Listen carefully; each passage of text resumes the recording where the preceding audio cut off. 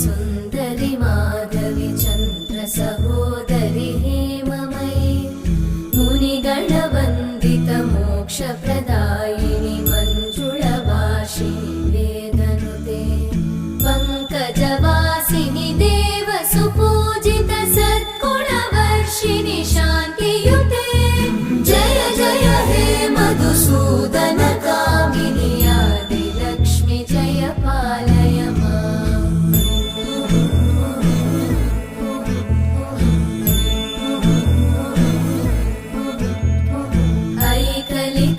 ऐकलिकल्मषनाशिनि कामिनि